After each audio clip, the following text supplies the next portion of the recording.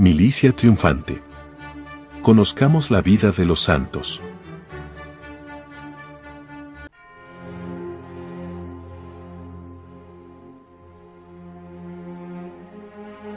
San Agustín, obispo de Hipona y doctor de la Iglesia.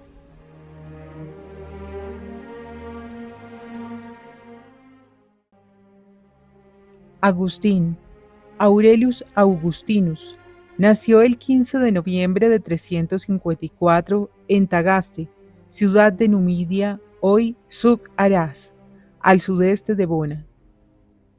Su padre, llamado Patricio, era pagano. Tenía un carácter violento que poco a poco fue modificando gracias a la paciencia y mansedumbre de su esposa Mónica. Esta obtuvo de él que Agustín se hiciera catecúmeno, es decir, que fuera destinado al cristianismo. Según costumbre de la época, el bautismo quedó diferido para más adelante. Mónica se encargó personalmente de criar a su hijo y de inculcarle al mismo tiempo el amor de Dios. Las lecciones de esta madre tiernamente amada dejaron una huella imborrable en el alma de Agustín. Mientras su padre, atento solamente al porvenir terrenal, hacíale aprender las letras profanas, su madre se preocupaba ante todo por su salvación. Al salir de la infancia sufrió una grave enfermedad y pidió el bautismo. Pero habiéndose mejorado, Mónica juzgó más acertado retardar aún el sacramento regenerador. Agustín se dolió más tarde de esta determinación de su madre, aunque ella obedecía al temor excusable en una cristiana de que el bautismo fuese luego profanado por los arrebatos de la juventud. Las previsiones de Mónica tuvieron cumplimiento. Agustín cedió casi sin resistencia al cebo de los placeres prohibidos. Su arrogancia natural, sin embargo, le retenía en los límites de cierto decoro que hubiera sido virtud para un pagano, pero que en realidad era incompatible con la pureza cristiana. Romaniano, preceptor de la ciudad, se interesó por los éxitos escolares de Agustín y le ofreció la pensión necesaria para que pudiese ir a Cartago a perfeccionar los estudios. Llegó allí hacia fines de 370 a la edad de 17 años. Al año siguiente se quedó huérfano de padre. Mónica había logrado convertir a su esposo a la fe cristiana. Si Cartago era centro de estudios de primer orden, también lo era, y más, centro de placeres. Ávido a la vez de éxitos intelectuales y de éxitos mundanos, el joven estudiante llevaba a la par y con igual ardor la vida de estudio y la vida de placer. Una amistad culpable vino a moderar sin suprimir esta vida desordenada. Nació un hijo de esta unión ilegítima, Adeodato, el hijo de su pecado, como él le llamaba, al que amó entrañablemente y del que nunca se separó. Aunque no tuviese el valor de abandonar esta existencia tan poco digna de un catecúmeno, continuaba sintiendo el vacío de ella y no gustaba sin inquietud de los placeres prohibidos. El primer aviso de la conciencia se lo dio la filosofía pagana. El Hortensio de Cicerón, caído por casualidad en sus manos, le reveló la posibilidad de una eterna bienaventuranza y le mostró que la ocupación más noble del sabio es la de esclarecer este misterio. Si todo acaba con la vida presente, no es ya pequeña dicha el haber ocupado la existencia en el estudio de asunto tan importante. Si, como todo parece indicarlo, nuestra vida continúa después de la muerte, la investigación constante de la verdad es el medio más seguro para prepararnos a esa otra existencia. En vano pidió a los maestros paganos esas claridades de que tan ávido estaba. Una cosa enfriaba mi ardor, escribe, y era que el nombre de Cristo no estaba en los libros de los filósofos, Y este nombre, por vuestra misericordia, oh Dios mío, este nombre de vuestro Hijo, mi Salvador, mi corazón lo había mamado con la leche de mi madre y lo guardaba profundamente. Por eso, todo lo que estuviese escrito sin este nombre me causaba desagrado, aunque tuviese todos los atractivos de la elocuencia y aún de la verdad. Pero esta necesidad de Cristo, para quedar satisfecha, reclamaba de él, como de todos, un doble sacrificio: la sumisión de la inteligencia y la pureza de vida. Ahora bien, Agustín aún no estaba dispuesto a realizarlo. La sabiduría pagana no le satisfacía de ningún modo. Se volverá pues hacia los libros santos, pero ¿quién le dará la inteligencia de ellos? La Iglesia Católica se la ofrece, pero la Iglesia procede por vía de autoridad, impone dogmas y creencias que confunden la razón. Enfrente de la Iglesia se alza la herejía maniquea, que no impone ningún dogma a la razón y cuyos maestros están infatuados por las letras y ciencias profanas. Cada cual cree a su antojo y según el grado de su perspicacia, y los maestros maniqueos, gente locuaz, hipócrita, carnal y extravagante, prometen a Agustín aclarar poco a poco y con seguridad todas sus dudas. El maniqueísmo le ofrece todavía un atractivo más seductor. Al admitir la coexistencia de un Dios bueno y de un Dios malo, explica el pecado en el hombre por influencia ajena. Ya no hay responsabilidad de sus faltas para el hombre que ama al Dios bueno. Todo el mal que puede cometer es imputable al Dios malo, de donde se deduce amplia libertad para el desahogo de las pasiones dentro del campo de la fe y la moral predicadas por aquella herejía. Como se ve, no era pequeña tentación la que una tal doctrina suponía para los jóvenes, en quienes el ímpetu pasional tropieza con los valladares de la conciencia. Ese fue el estímulo para la caída de muchos incautos. Agustín, aunque sin estar plenamente convencido, se hizo apóstol del error maniqueo, y no contento con alistar a sus amigos, esforzóse en convertir a su madre al mismo. Fue trabajo perdido. En un sueño maravilloso que Mónica tuvo, díjole un ángel refiriéndose a Agustín: donde tú estás, él también está. Estas palabras alentaron sus esperanzas. Una nueva seguridad dio a Mónica un santo obispo a quien ella confiaba sus angustias y temores respecto del porvenir espiritual de aquel a quien tanto amaba. Vete en paz, le dijo. Sigue rezando, que no puede perecer el hijo de tantas lágrimas. En la época en que Agustín se entregaba a los sectarios de Manís, su situación había cambiado. De alumno había pasado a ser maestro. Abrió cátedra de elocuencia en su ciudad natal, luego en Cartago, donde obtuvo brillantes éxitos, pero la indisciplina de los alumnos se le hizo inaguantable. Supo que en Roma estaba mejor dispuesta la juventud y resolvió ir allí.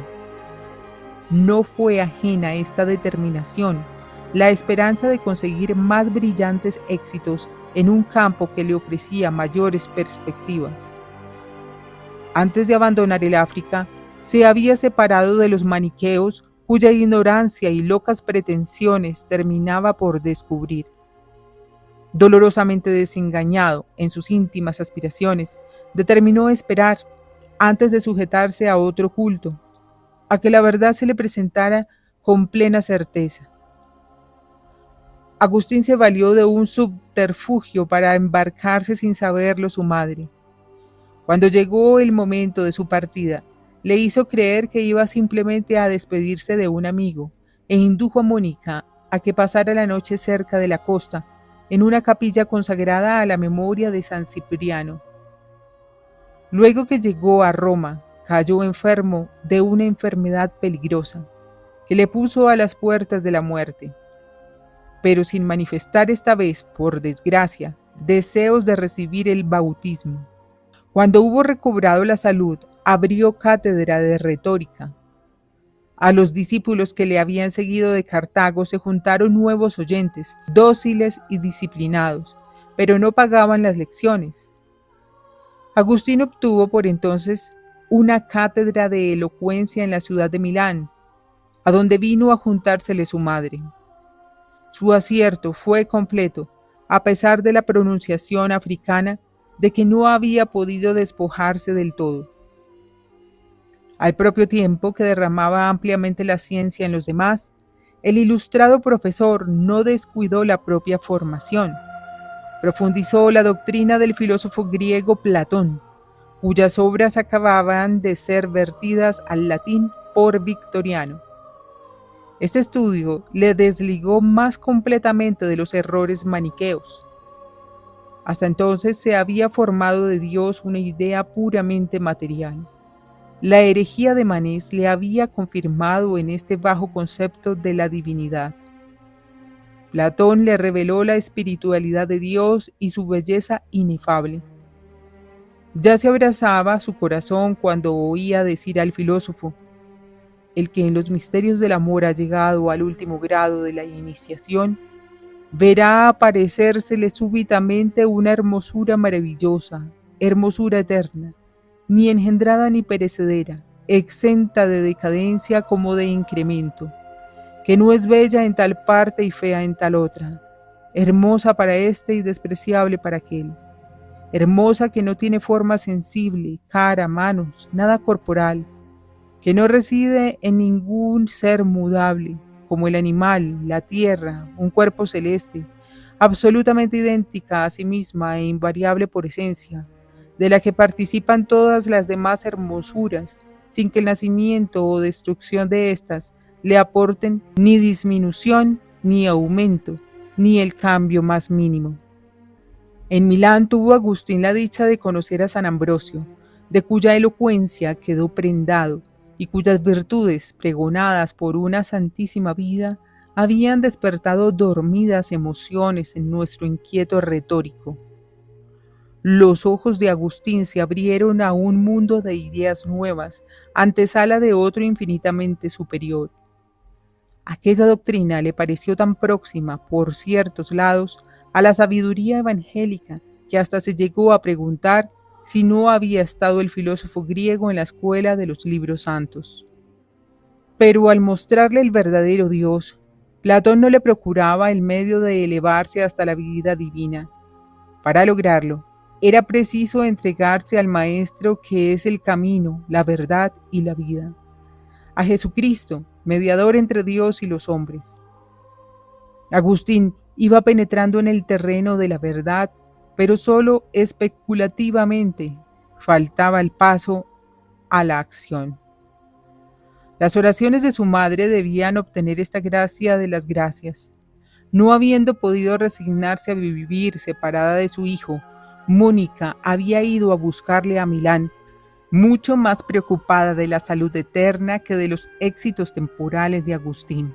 Lo primero que Mónica trató de vencer fue el mayor obstáculo que se oponía a la conversión de aquel, la unión ilegítima con la madre del pequeño Adeodato. Esta última, dotada de un alma generosa, comprendiendo cuánto interesaba a todos aquella resolución, consintió en separarse de su hijo y del que tanto había amado, y vuelta al África, se consagró en el retiro al servicio de Dios. Agustín no tenía aún fuerzas para imitarla. En vano su amigo más fiel, Alipio, alma de exquisita pureza, le apremiaba para que viviese en perfecta castidad y renunciara al matrimonio, para consagrarse totalmente a la amistad y al estudio de la sabiduría. Agustín se sentía incapaz de dominar las pasiones alborotadas por tantos años de omnímoda libertad. Por mediación de Mónica, el joven y brillante profesor trabó amistad con Ambrosio, el santo obispo de Milán. Ambrosio le felicitaba por tener semejante madre, y este elogio, a menudo repetido, le ganaba poco a poco la confianza del hijo. Las exposiciones del obispo quedaban impresas de modo imborrable en su alma, y le descubrían el verdadero sentido de las escrituras que su orgullo le había tenido oculto hasta entonces. Las volvió a leer asiduamente y se interesó más particularmente por las epístolas de San Pablo, en las cuales encontraba remedio contra las tentaciones. Determinó Agustín ir a verse con un sacerdote llamado Simpliciano, varón santísimo que había sido padre espiritual de San Ambrosio. Expúsole sus dudas, manifestóle su corazón, hízole patentes las llagas de su alma y contóle muy por menor los grados por donde había llegado al estado en que se hallaba y las dificultades que a la sazón le oprimían.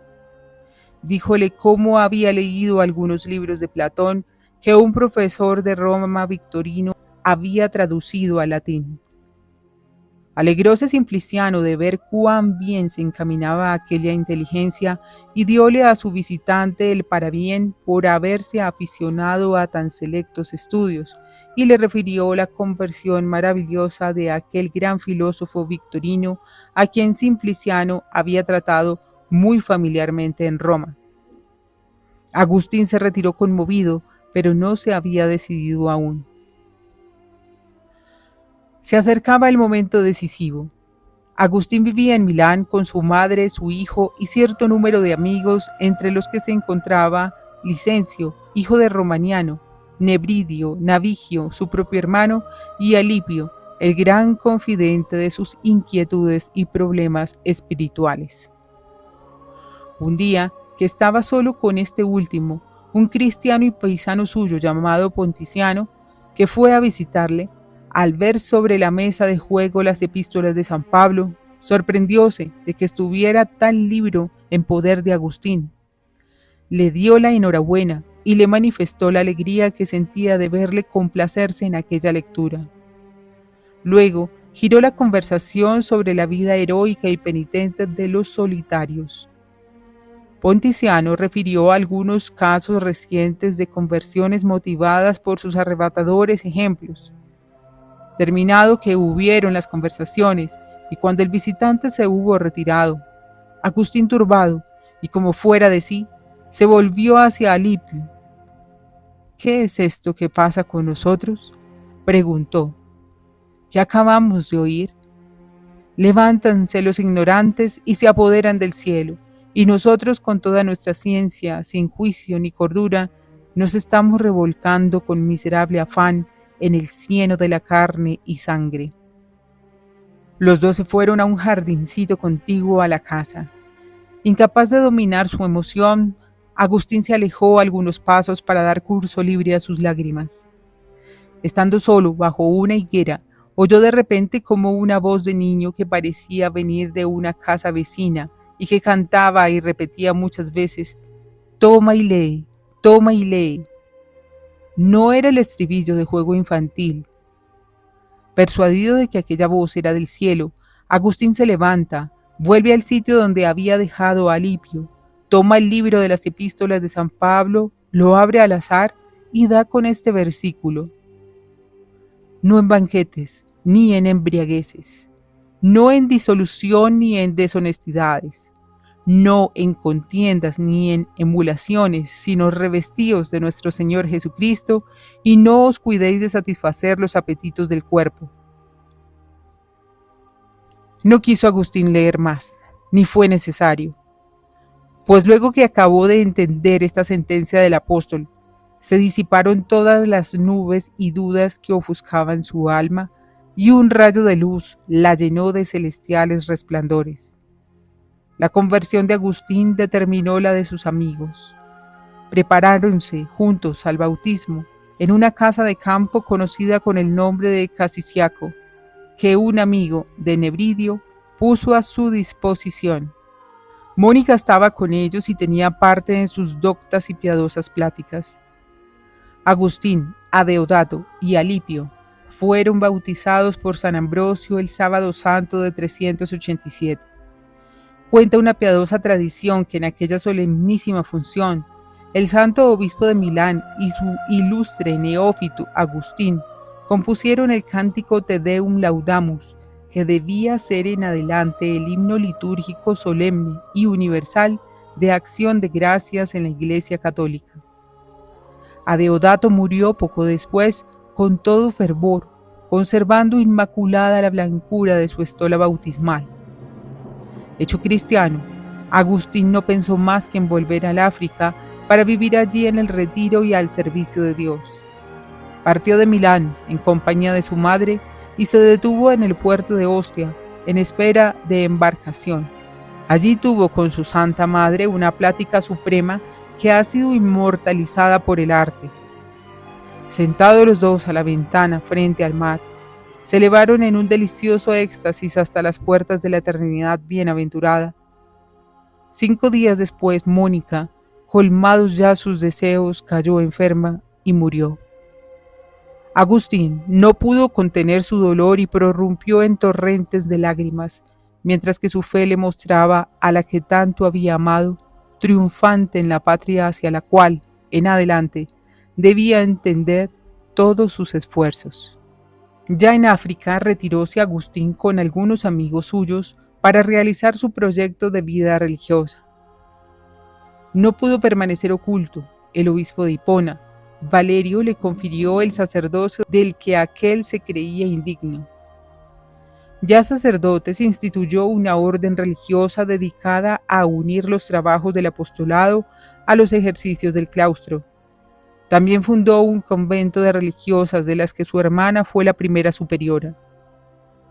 La regla de San Agustín, una de las 4 únicas reglas conocidas por la Iglesia en 1215, ha sido adoptada por gran número de institutos religiosos.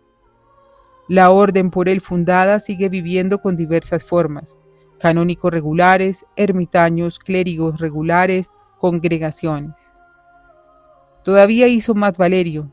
Confirió a Agustín la consagración episcopal y antes de morir dejóle el gobierno de la iglesia de Hipona.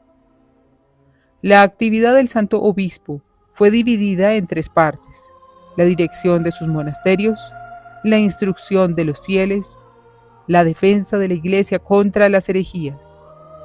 La parte consagrada a sus fieles era la más absorbente. Sus días se pasaban casi íntegramente en el cumplimiento del cargo de obispo: presidir los oficios de su iglesia, instruir al pueblo, conceder audiencia a los que iban a pedirle consejo o a someterle sus litigios. Dedicaba buena parte de la noche a la oración y a la composición de libros. Durante las comidas hacía leer o discutir un punto de doctrina. No podía sufrir, sobre todo, que se hablase mal de los ausentes. Y así, en su refectorio, hizo escribir estas palabras: ninguno del ausente aquí murmure, antes quien en esto se desmandare, procure levantarse de la mesa. La lucha por la defensa de la fe nos ha valido gran número de obras. La más notable y célebre es La Ciudad de Dios, libro inmortal en el cual San Agustín describe con mano maestra la lucha incesante del bien y del mal sobre la tierra. No hay herejía de su tiempo que no haya tenido pleito con este valiente atleta. Arrianos, maniqueos, pelagianos y donatistas recibieron golpes mortales de aquel impugnador vigoroso a quien por su energía e invencible lógica se ha llamado martillo de los herejes. Tuvo la dicha de volver a la verdadera fe a uno de los principales jefes de los maniqueos, al sacerdote Félix, y tanto por su mansedumbre como por la fuerza de sus razones, puso fin, con la vuelta al seno de la iglesia, al cisma de los donatistas, que había destrozado el África cristiana. La herejía de los pelagianos, que negaba la necesidad de la gracia divina para la salvación, halló en Agustín un adversario formidable. Fulminó este nuevo error con tanta profundidad y saber que mereció desde entonces el título de doctor de la gracia que la posteridad le ha reconocido. Un inmenso dolor oprimió los postreros días del santo obispo. Su África querida, que durante 40 años había evangelizado, fue invadida por los vándalos, cuyas hordas, mandadas por Ganserico, estaban al servicio de la secta impía de Arrio. Los bárbaros lo saquearon e incendiaron todo.